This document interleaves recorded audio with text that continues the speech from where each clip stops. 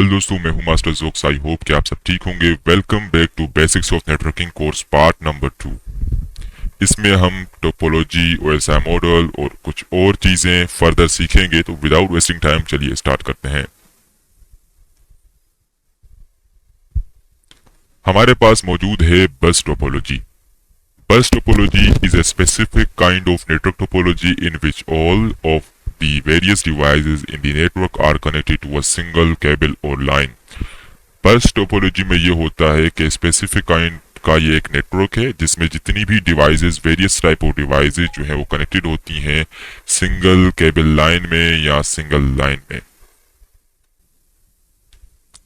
Star topology is a network topology in which each network components is physically connected to a central node such as a router, hub और switch. Star topology में ये जितनी भी devices होती हैं वो central node के साथ कनेक्टेड होती हैं, सच एज के हमारे पास राउटर हो सकता है, हब हो सकता है या स्विच।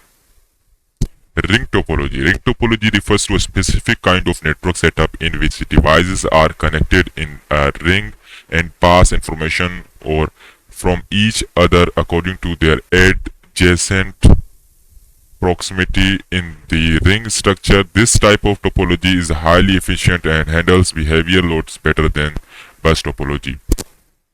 Ring टोपोलॉजी जो है वो एक स्पेसिफिक किस्म का नेटवर्क सेटअप है जिसमें जो डिवाइसेस होती हैं वो रिंग की जो है वो आप कह सकते हैं कि नेटवर्क में कनेक्टेड होती हैं और इंफॉर्मेशन जो है एक दूसरे के साथ एक्सचेंज करती हैं।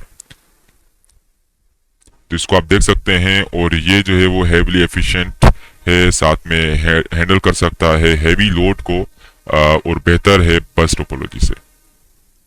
Mesh topology. A mesh topology is a network setup where each computer and network device is interconnected with one another. This topology setup allows most transmissions to be distributed even if one of connection goes down. It is a topology commonly used for wireless networks. Mesh topology में जो है वो जितने भी computers होते हैं एक दूसरे के साथ कनेक्टेड होते हैं, नेटवर्क डिवाइस से कनेक्टेड होते हैं। और इसके अलावा अगर इसमें कोई एक जो है वो कंप्यूटर जो है वो या कनेक्शन डाउन हो जाए तो फिर भी ये जो है वो वर्क करते रहेंगे। आप देख सकते हैं यहाँ पर कि आपका जो आपके जो डिवाइस हैं वो सारे as a mesh topology network में कनेक्टेड हैं और अगर कोई भी जो है वो हमारे पास कनेक्शन डाउन हो जाता है तो फिर भी ये कनेक्टेड रहेंगे क्योंकि ये सारे एक दूसरे के साथ भी कनेक्टेड हैं, देख सकते हैं आप। तो ये जो है कॉमनली वायरलेस नेटवर्किंग में यूज किया जाता है। Network infrastructure. नेटवर्क इंफ्रास्ट्रक्चर में cables, patch panels, network switches, router आ जाती हैं। ओएसआई मॉडल्स आपने सुना होगा अक्सर जो प्रोफेशनल होते हैं नेटवर्किंग के रिलेटेड बात करते हुए ओएसआई मॉडल के बारे में बात करते हैं कि लेयर नंबर इसमें जो ये प्रॉब्लम है, लेयर नंबर 3 में ये प्रॉब्लम है। तो ओएसआई मॉडल बहुत इंपॉर्टेंट है, इसके बारे में आपको अच्छे से पता होना चाहिए।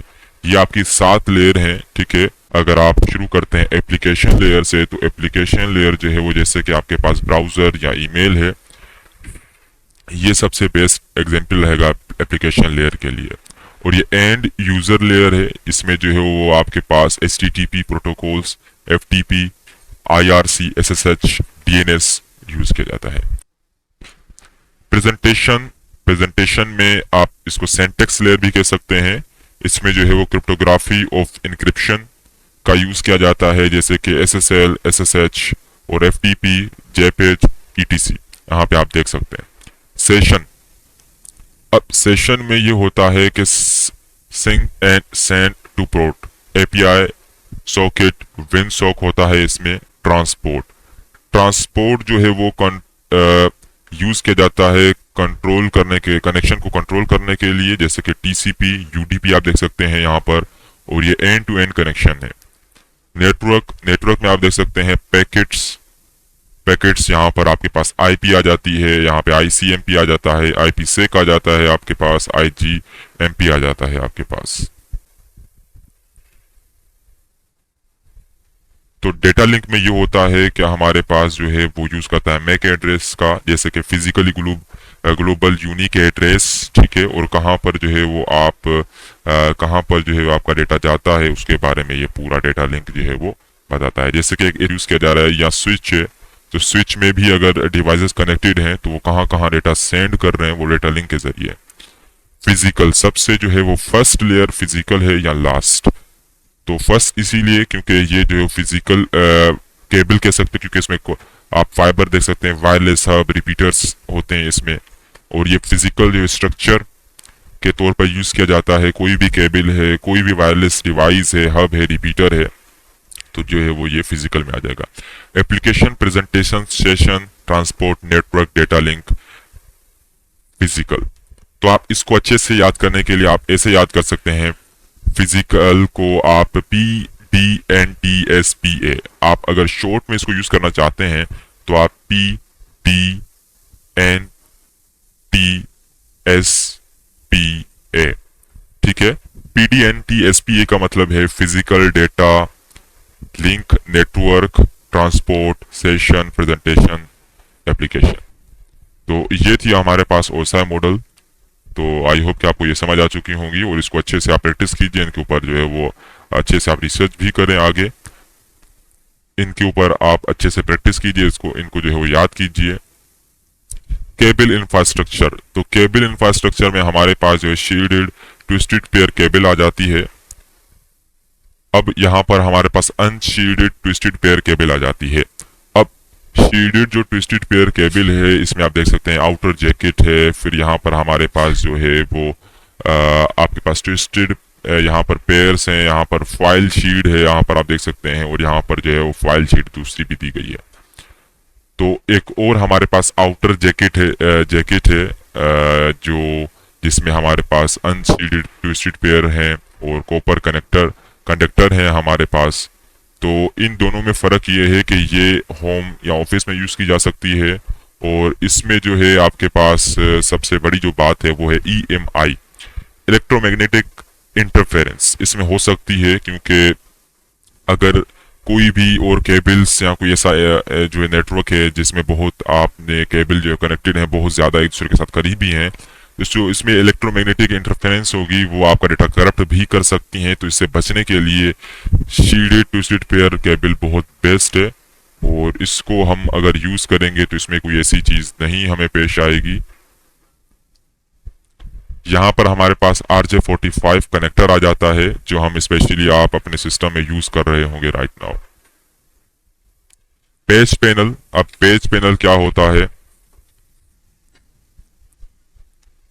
पेज पैनल जो है वो सिस्टम को कनेक्ट करने के लिए, किसी भी सिस्टम को कनेक्ट करने के लिए नेटवर्क के साथ यूज किया जा सकता है, और इसको हम जो है वो पेज केबल भी कह सकते हैं। रिपीटर्स एंड हब, अब रिपीटर्स एंड हब जो है वो डम डिवाइसेस होती हैं जो इंटेलिजेंट नहीं होती। इनका काम ये होता है कि बस एक जगह से अगर डेटा आता है तो उसको जो है वो जितनी भी डिवाइसेस इसके साथ कनेक्टेड है उन सभी को जो है डेटा सेंड कर देना। तो इसलिए हम जो पहले जो नेटवर्किंग के लिए ये यूज़ किया जाता था, अभी के लिए जो है वो ये यूज़ नहीं किया जाता, क्योंकि ये स्मार्ट डिवाइस नहीं है।